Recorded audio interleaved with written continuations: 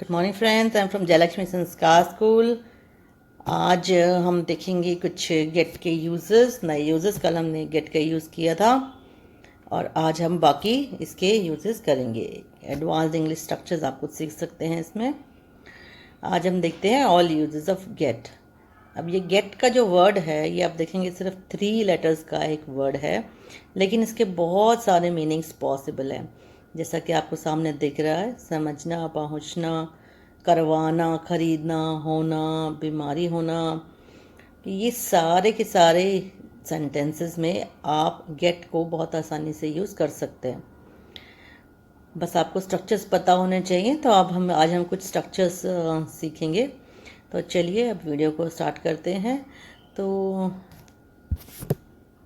सबसे पहले हम देखते हैं कि गेट वर्ड है क्या। गेट वर्ड मोस्टली है एक वर्ब की तरह, यानी कि एक क्रिया की तरह जो वर्ड होता है यह यूज़ होता है।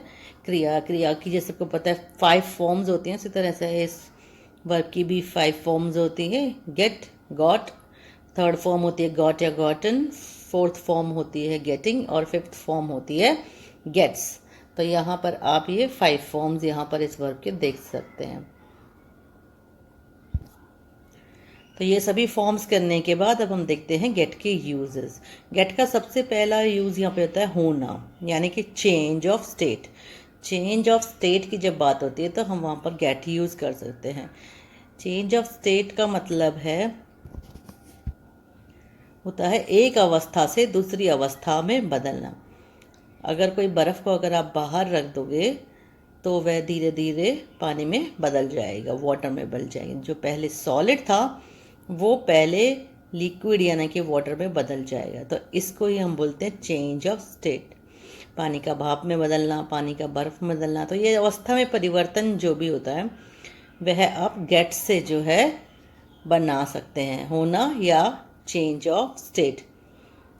जैसे तुम जवान हो रहे हो, वह गुस्सा हो रही है, तुम अमीर हो रहे हो, वह बूढ़ा हो रहा है। उसके अंदर हम गेट यूज़ कर सकते हैं कि एक अवस्था से दूसरी अवस्था में परिवर्तन होता है। तो अब इसका स्ट्रक्चर देख लेते हैं। Subject plus is am are plus get की आईएनजी फॉर्म गेटिंग प्लस आपका एडजेक्टिव। ओके, तो इसमें फिफ्थ फॉर्म जो है आप यूज़ कर रहे हैं इसके अंदर, क्योंकि ये कॉन्टीन्यूस टेंस के सेंटेंसेस होते हैं। जैसे चाय ठंडी हो रही है, ये एक कॉन्टीन्यूस टेंस का एग्जाम्पल है। तो यहाँ पर हम गेटिंग जो है वह यूज़ करेंगे। अगर आप पास्ट कॉन्टीन्यूस में सेंटेंसेस को बनाना चाहते हैं तो इज़-एम-आर की जगह आप वॉज वर्ड का यूज़ इजीली कर सकते हैं। तो आपका सेंटेंस पास्ट कॉन्टीन्यूस में बन जाएगा। जैसे पहला सेंटेंस हम देख लेते हैं। यहाँ पे वह गुस्सा हो रही है, यानी कि वह पहले शांति अब गुस्सा हो रही है, यानी कि एक स्टेट अवस्था उसकी बदल रही है। तो वहाँ आप गेट का यूज़ कर सकते हो। शी इज़ गेटिंग, तो यहाँ पर आपका सेंटेंस बनता है she is getting angry. Subject she है तो शी के साथ इज़ का इस्तेमाल हमने किया है। और अगर आप पास्ट टेंस में सेंटेंस को बनाना चाहते हैं तो वह बन जाएगा शी वॉज गेटिंग एंग्री। ठीक है। नेक्स्ट है तुम अमीर हो रहे हो। तो सबसे पहले आप देखेंगे तो आपका जो सब्जेक्ट है वो है यू है, यू के साथ आर लगता है तो बन जाता है यू आर गेटिंग रिच। और अगर पास्ट कॉन्टिन्यूस से बताना चाहते हैं तो बन जाएगा you were getting rich.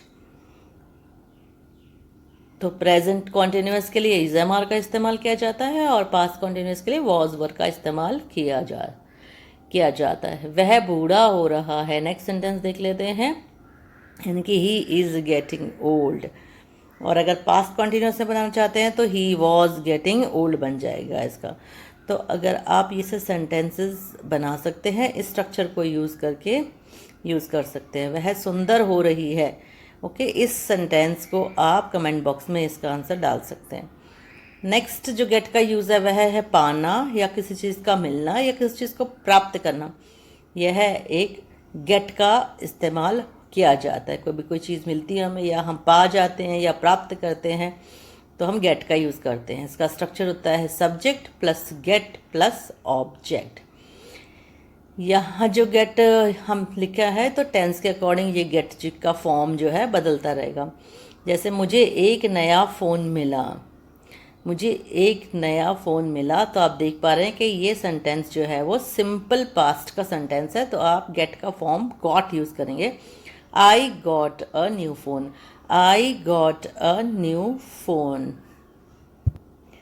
Next sentence देखिए, सुरेश को बैंक में नौकरी मिली। तो यहाँ भी आप देखेंगे पास्ट का सेंटेंस है।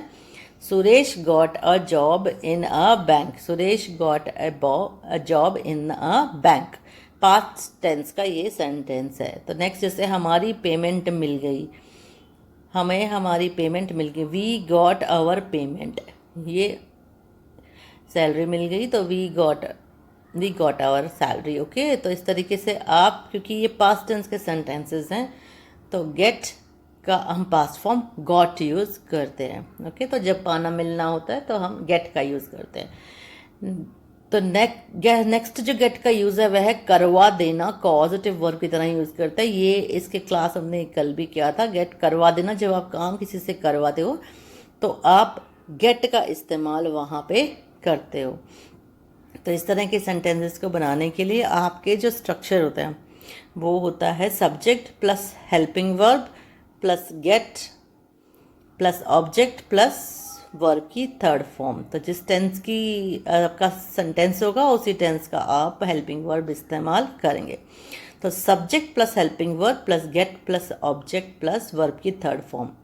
मैं हर महीने अपने बाल कटवाती हूँ, यह एक सेंटेंस है क्योंकि बाल काटने का काम है वह खुद नहीं करती हूँ, मैं किसी और से करवाती हूँ। तो किसी और से जब काम करवाया जाता है तो ये पॉजिटिव वर्ब है, तो हम गेट का यूज़ कर सकते हैं। I get my hair cut every month, I get my hair cut every month, क्योंकि ये सिंपल प्रेजेंट का सेंटेंस है और हमने गेट का इस्तेमाल किया है और कोई हेल्पिंग वर्ब यूज़ नहीं किए। सब्जेक्ट के साथ सिंपल वर्ब की फर्स्ट फॉर्म का यूज़ करके हम सिंपल प्रेजेंट के सेंटेंसेस बना सकते हैं। तो I get my hair cut every month, my hair यहाँ पर ऑब्जेक्ट है क्योंकि काटने का काम माई हेयर पे हो रहा है, इसलिए माई हेयर यहाँ पे हमारा क्या है, ऑब्जेक्ट। और काटने की इंग्लिश होती है कट, जिसकी first form, second form, third form तीनों ही कट होती है, कट कट कट। तो I get my hair cut every month. Next is मैं तुम्हें पिटवा दूंगा, मैं तुम्हें पिटवा दूंगा। कोई दोस्त आपस में बोलते हैं या भाई बहन से बोल सकते हैं मैं खुद नहीं पीटूंगा लेकिन मैं तुम्हें किसी और से पिटवा दूंगा। तो इसकी ट्रांसलेशन क्या हो जाएगी, I will get you beaten, क्योंकि ये सिंपल फ्यूचर टेंस का सेंटेंस है तो हेल्पिंग वर्ब हमने विल लगाया है यहाँ पे, तो बन जाता है I will get you beaten. Verb की थर्ड फॉर्म बीट की, बीटन, बीट बेट बीटन। वह यह रूम साफ करवा लेगा, he will get this room cleaned.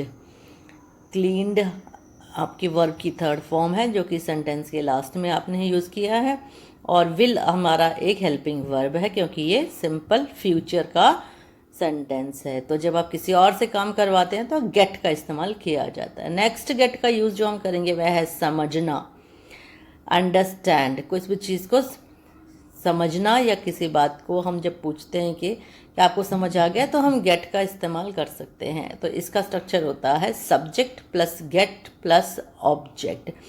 तो ये आपका स्ट्रक्चर रहेगा अगर आप, तो आई अंडरस्टैंड की जगह आप गेट का यूज़ कर सकते हैं। जैसे कि अगर हमें कहना हो कि आई अंडरस्टैंड, मैं कुछ समझ गया, तो आई अंडरस्टैंड की जगह हम यूज़ कर सकते हैं आई गेट इट। ओके, तो एक एडवांस्ड आप जब इंग्लिश बोलते हैं तो आप आई गेट इट लिखते हैं, तो अंडरस्टैंड का यूज़ हम इतना ज़्यादा नहीं करते हैं एडवांस्ड इंग्लिश स्पीकिंग में। ओके, तो सबसे पहले देखिए हमारा सेंटेंस है, मुझे ये चैप्टर समझ नहीं आया, मुझे ये चैप्टर समझ नहीं आया। ये जो स्ट्रक्चर है subject plus gate plus object, बहुत ही बेसिक स्ट्रक्चर है। सबसे पहले सब्जेक्ट और सबसे लास्ट में ऑब्जेक्ट आता है और बीच में हमने लिखा है सिर्फ गेट। ये टेंस के अकॉर्डिंग स्ट्रक्चर बदल जाएगा, तो अभी हम देखते हैं कि किस तरीके से ये बदलता है। सिंपल पास्ट में अलग तरीके का यूज़ बनेगा और सिंपल फ्यूचर और सिंपल प्रेजेंट में अलग तरीके का बनेगा। तो किसी में आप इज एम आर लगाएंगे, किसी में वॉज वर लगाएंगे, गेटिंग का यूज़ किया जाता है। अभी देखते हैं जैसे फर्स्ट सेंटेंस है, मुझे ये चैप्टर समझ नहीं आया, तो ये सिंपल पास्ट का सेंटेंस है और नेगेटिव सेंटेंस है साथ में, तो नॉट भी लगेगा आपका सेंटेंस में और वर्ब की फर्स्ट फॉर्म डिड के साथ लगाई जाएगी। I did not get this chapter, समझ नहीं आया मुझे chapter, I did not gate